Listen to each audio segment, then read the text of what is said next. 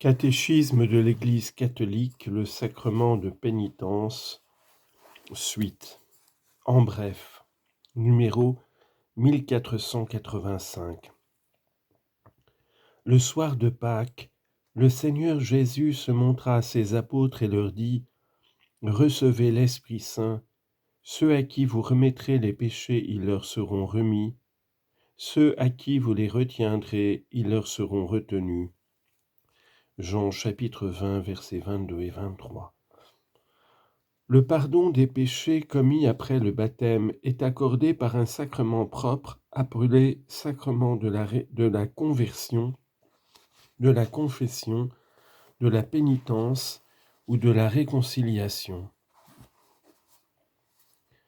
Qui pêche blesse l'honneur de Dieu et son amour, sa propre dignité d'homme appelé à être fils de Dieu, et le bien-être spirituel de l'Église dont chaque chrétien doit être une pierre vivante. Aux yeux de la foi, aucun mal n'est plus grave que le péché, et rien n'a de pire conséquence pour les pécheurs eux-mêmes, pour l'Église et pour le monde entier. Revenir à la communion avec Dieu après l'avoir perdue par le péché est un mouvement né de la grâce de Dieu, plein de miséricorde et soucieux du salut des hommes. Il faut demander ce don précieux pour soi-même comme pour autrui. Le mouvement de retour à Dieu, appelé conversion et repentir, implique une douleur et une aversion vis-à-vis des péchés commis, et le propos ferme de ne plus pécher à l'avenir.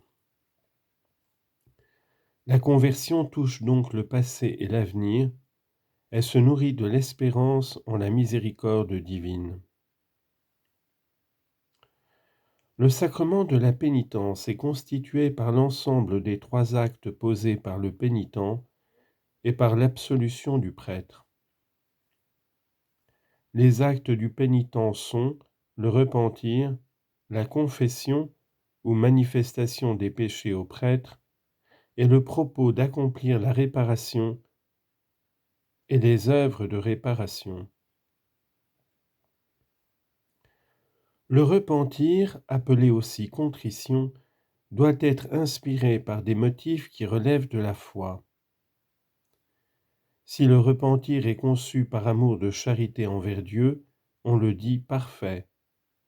S'il est fondé sur d'autres motifs, on l'appelle imparfait. Celui qui veut obtenir la réconciliation avec Dieu et avec l'Église doit confesser au prêtre tous les péchés graves qu'il n'a pas encore confessés et dont il se souvient, après avoir examiné soigneusement sa conscience. Sans être en soi nécessaire, la confession des fautes vénielles est néanmoins vivement recommandée par l'Église.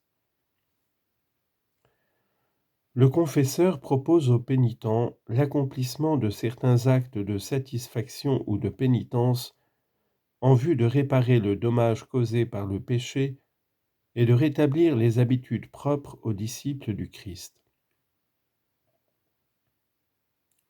Seuls les prêtres qui ont reçu de l'autorité de l'Église la faculté d'absoudre peuvent pardonner les péchés au nom du Christ. Les effets spirituels du sacrement de pénitence sont la réconciliation avec Dieu par laquelle le pénitent recouvre la grâce, la réconciliation avec l'Église, la remise de la peine éternelle encourue par les péchés mortels, la remise au moins en partie des peines temporelles suite du péché, la paix et la sérénité de la conscience et la consolation spirituelle, l'accroissement des forces spirituelles pour le combat chrétien. La confession individuelle et intégrale des péchés graves, suivie de l'absolution, demeure le seul moyen ordinaire pour la réconciliation avec Dieu et avec l'Église. Par les indulgences, les fidèles peuvent obtenir pour eux-mêmes, et pour les âmes du purgatoire, la rémission des peines temporelles, suite des péchés.